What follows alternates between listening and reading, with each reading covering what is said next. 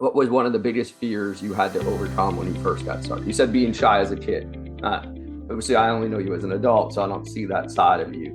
But I'm sure it's still there a little bit on the inside. So, how did you take steps to overcome that? The fear to do things, actually, it's the most biggest. Like the fear to speak with person, to sell, to send cold email. For many people, it's a big fear, and for me, it was. But when you understand, really, when you are on the point, when you understand, you want to be really in your comfort zone, or you really want a good life, which you want. When you just think about it, and you understand that you lost so many years of your life because of the fear, you will jump in these goals immediately. You will do step right now. And the other, also I speak to people, even if you will do something wrong, even if the person will think bad about you, even on this email they will write you something bad, some bad words, what will happen? Nothing. But you can miss your opportunity to a good life. Welcome to the Launch Button Podcast, where we unlock the secrets of successful entrepreneurs and real estate investors who found the courage to hit the launch button and take control of their destiny.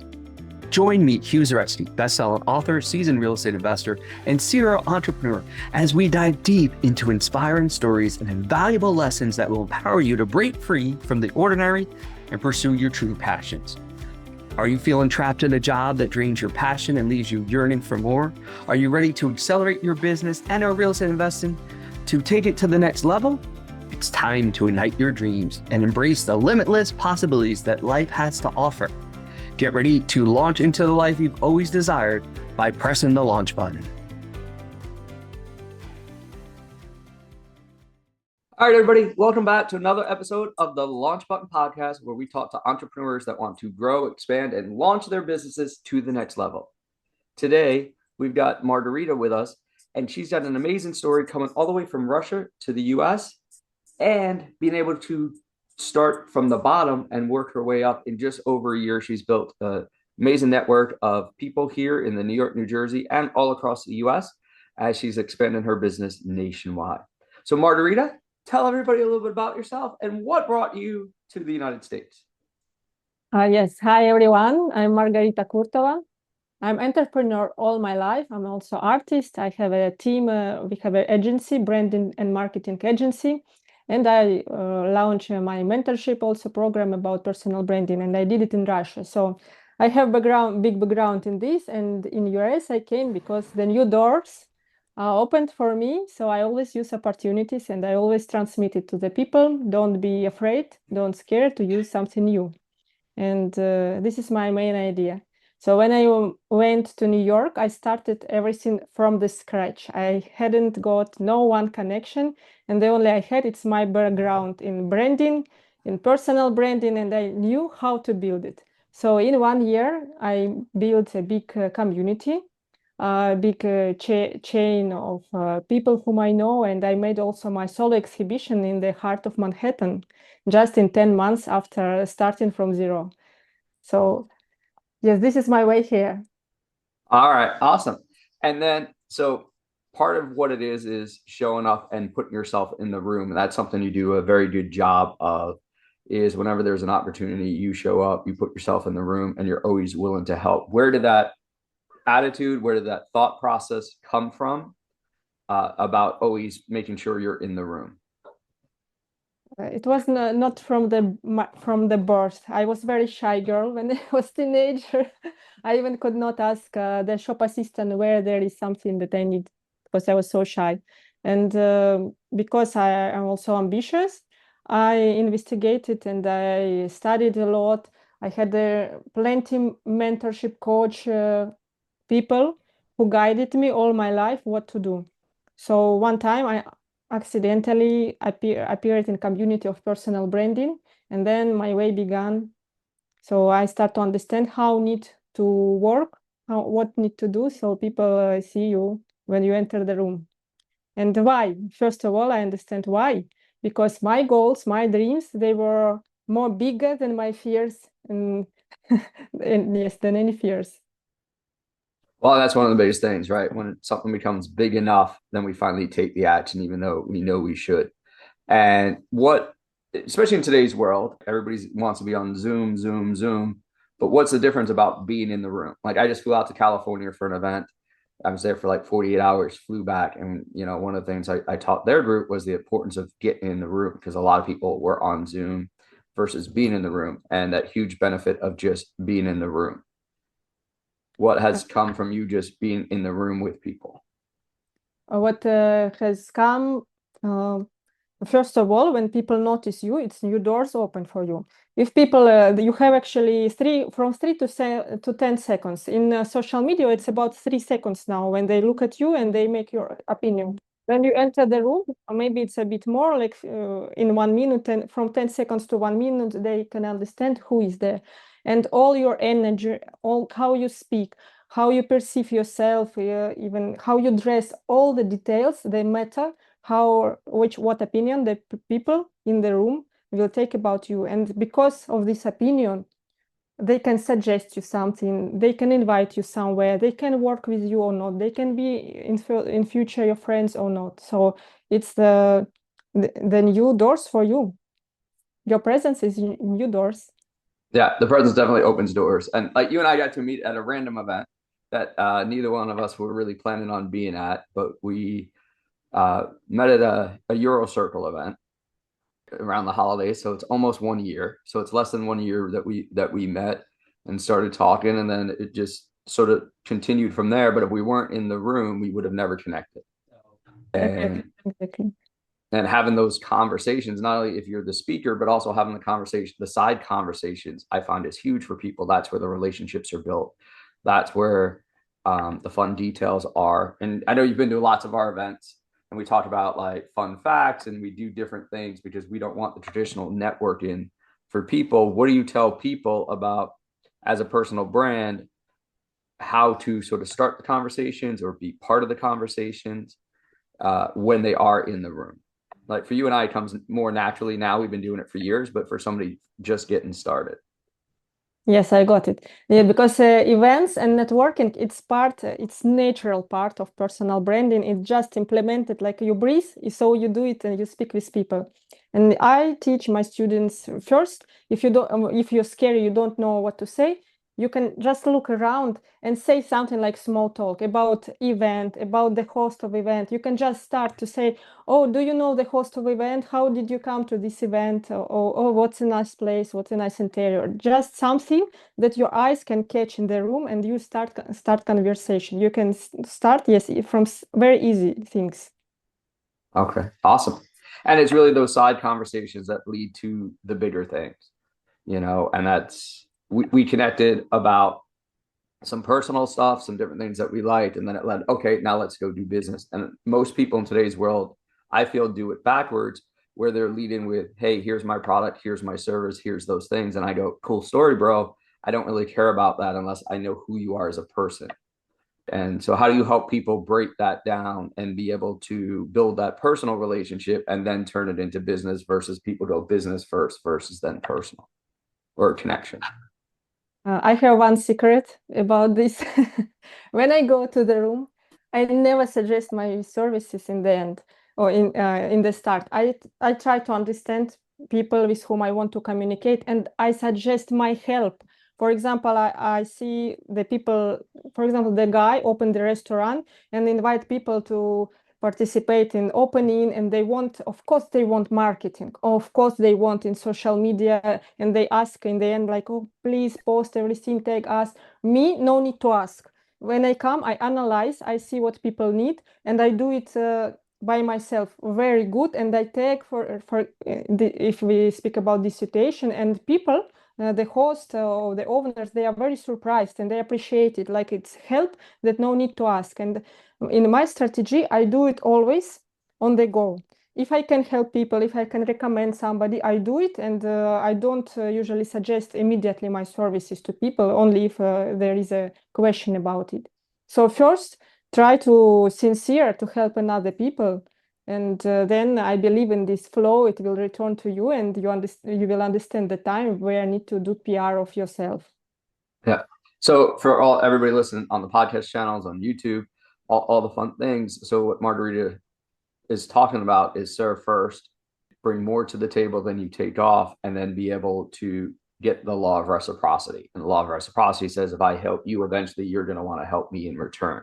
And since she does it naturally and without even thinking about it sometimes, then all of a sudden people want to help her. And she did that with us as well. Like at our event, she's like, I'm part of the team now. Like, she's like, I'm going to be part of the team. I'm going to be here at all your events. She's like, I'm skipping other events. I'm leaving the other events early to be at your VIP networking. And she's smiling, laughing. For those of you guys on YouTube, you guys can see that. Those of you guys listen on the podcast channels, but that's just because it's true, right? It's true that she did these things. And it's like, okay, well, how can we do it? And then that leads to us doing an event together. And then that leads to the next step of the process, right? And it leads to building the deeper relationships with people. And that's truly what happens. And for those of you guys on YouTube as well, you can see one of her brand new artwork pieces behind her. She just tilts her head to the one side. We'll see the Empress. That'll be on display in the city relatively soon. So stay plugged in so you can hear all about that. But that's what we're talking about here. That, you know, and that's a big key thing, is that law of reciprocity, being able to serve and then receive, and then saying yes to it. And, you know, we said, okay, let's do an event together. She said, yes. We're like, okay, what are we doing? We'll figure it out, right? We're going to work on the details. We'll get it all plugged in. We'll make sure everything happens. So, Margarita, when you're looking at new groups, because I know you're doing some stuff on the West Coast, you're doing some stuff here, you've done some stuff with Bitcoin, you've done some different things like that. What are you looking for in potential partners to work with you or to help you grow and expand? What are some of the key things you're looking for? Yes, I'm looking for collaborations. I'm looking to help another visionaries, entrepreneurs, artists to grow.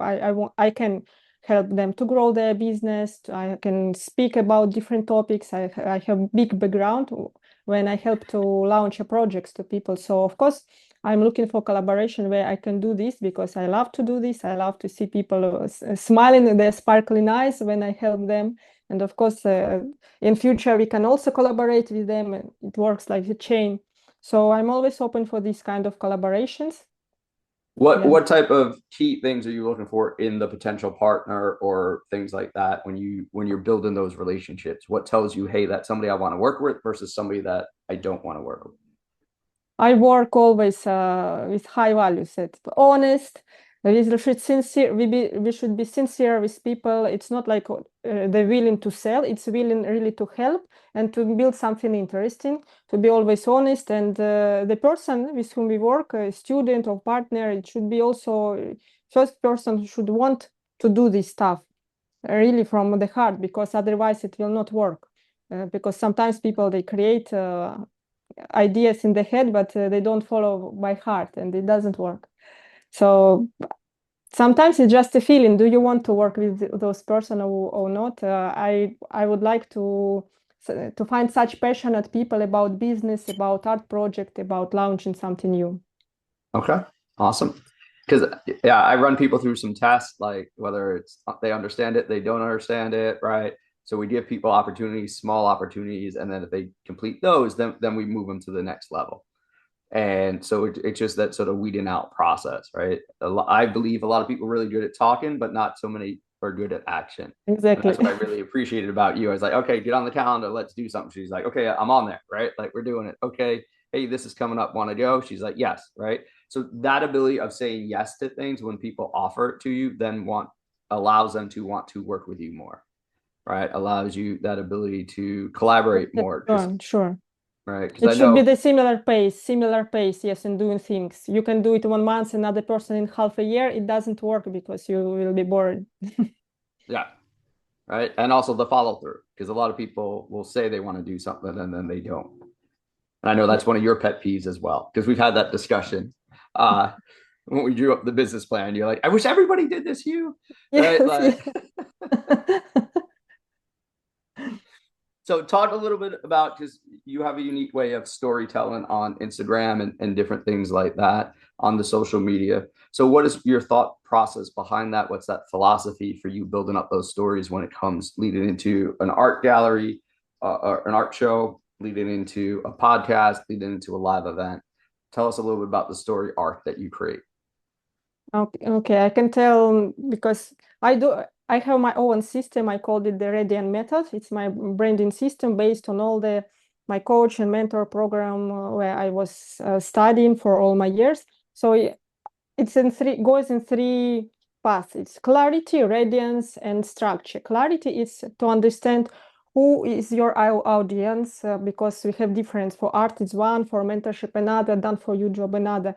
And I investigate all. I understand it also from the position of archetype system. I have different archetypes. One is to entertain, another one serious to teach, another one is something more. So when I post something, I use all this system. I understand when I speak about my content, it's never on the from the air. It's all the analytics, what I want to do. Even when I show picture from the cafe, I know for what reason I do it. It's all analytics. My social media, it seems that they are funny, but it's a job. And this is the part of the beautiful game of personal branding. And I live in this game. It's not something that I pretend whom you are, I am not. But I don't show in my social media what I don't want to show my private life. And it's normal when you're working via this media. And another part, it's a radiance. It's about all visual part, because people often think that personal branding, it's about stories, beautiful stories or posts on Instagram or about logotype, but it's only second part about vision, about picture, about image, how you look. You can hire a stylist. For example, I use a stylist to make looks for exhibitions, and for photo shooting, I really use it. And this second part, it's not the main. The main is understanding who are you, what are you do, for whom, and how people should perceive you. And third part, the most also important, when you have these two already ready, third is start to sell. Because of course, we should all accept that we do everything because we need money. Money is freedom, and money covers all our goals. So in the end, when you have your personal brand, it should not hesitate to sell your beautiful services. And then you should understand and create business plan for this. For example, all artists suffer without it. They create painting, they do beautiful photo shooting, and that's all. They don't know how to sell. It's the problem. So all these three methods, three paths, they should work together. And in my system, I do it many years according this. Yeah, and it's great to see. And for those of you guys, make sure you will put her social media links at the bottom of this. Make sure you go ahead and follow along, just like you're doing with the launch button. And we're going to go inside in a couple minutes. We're going to do a little inside podcast and give you guys the super high level stuff, the KGB, so to speak, secret knowledge that she picked up being over in Russia. Just joking. But we will go I inside. already was, oh my God, how does he knows this information? She uses some of her KGB techniques on us. It's okay. We all fall for it. But yeah, we'll go inside. So those of you guys that they go to launchbuttonpodcast.com, you log in there. We'll get you the inside podcast as well as we go a little deeper with that. So, but what she's talking about there, especially with artists and creative type, they think it's mainly about the artwork, which is awesome. Half of it is, but then half of it is how do you get your name out there? How do you promote yourself? How do you make the sales so that you continue doing your artwork? Because a lot of people are passionate about it, but if they can't feed their passion with the income, then they got to go get a job. Then they got to go do the things that they don't like to do, right? And that's where we become unhappy in life versus being happy and being able to smile and be able to enjoy things and go to the beach when we want, or snorkel, or whatever it happens to be, hike in the mountains and be able to do those things. So you talked about that third part being selling. In your opinion, where do most people mess up, either on their social media or in networking events? Where's the biggest mistake that you see a lot of people make? It depends. In social media, not a mistake, but in social media, people waste a lot of time. For example, they just do for many years. I knew pages with a lot of followers, like 20,000 followers. It's a lot. And I even investigated this process. I asked the people how much you sell via this page, and they said, I never sell anything. And I'm always surprised, but why you put so many energy? If your Instagram doesn't work, if it's 20,000 followers, but they are not your audience, just forget it. Go sell maybe in another place. Just make PDF presentation and send cold emails, or maybe to go to networking and open mouth. So the most problem, I think, it's a wasting time, not in the right direction. It's everywhere, or networking or social media. Yeah. So if you don't have something behind the networking event, right? And similar to you, we teach people that, hey, from the networking event, we got to make sure we get them to the next event, the next meeting, but whatever it happens to be. Coming back from California, working with the University of California out there, like this morning, all I've been doing is like getting emails, resetting appointments, right? Booking stuff out for next week just so we can continue the conversations. And I think that's where a lot of people drop the ball. They go to a networking event, they collect some cards, and they just hand them out, and they didn't actually build a relationship, right? They didn't actually go deep with people to figure out what they're about. So is there a question that you might use or might give to people? Just one, because we'll save the rest for the Inside podcast. Just one question to sort of start the conversation or open it, or is there a favorite question you have to facilitate getting to know people on a deeper level? Oh, you like this question when you are not prepared to it. I adore this part of you. You could actually tell me 2 minutes before the podcast and I would create the answer. It just comes out when we're talking, right? I'm kidding. I'm kidding. Yeah, actually, because I have already a very analytic mind. When I go to the room, I immediately think about, it's naturally already for me because I work like this. I create on the go, like you created this question. I create depends on the person, of mood, of energy.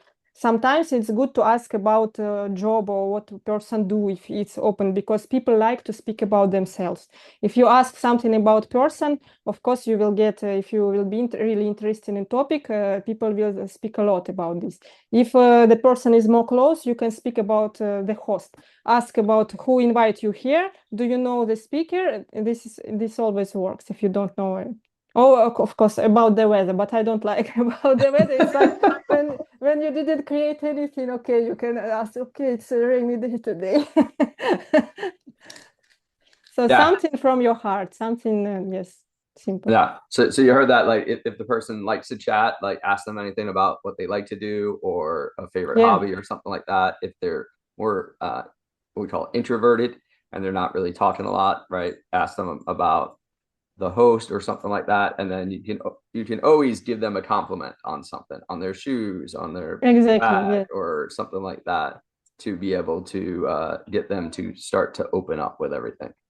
So as we go to wrap this up, is there a message or a thought or something that's like top of mind for you? Oh, sorry, one more question about, are you starting to involve AI in any of the things that you're doing? Because I know you're on the leading edge of a lot of things. Have you started to think about how you can involve any AI into what you're doing?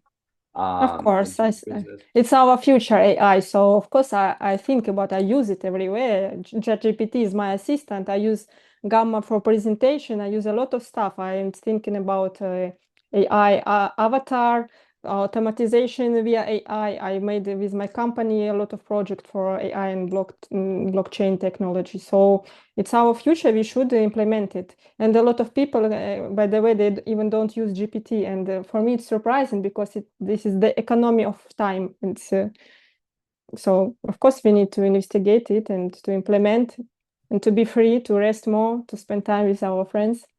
Yeah.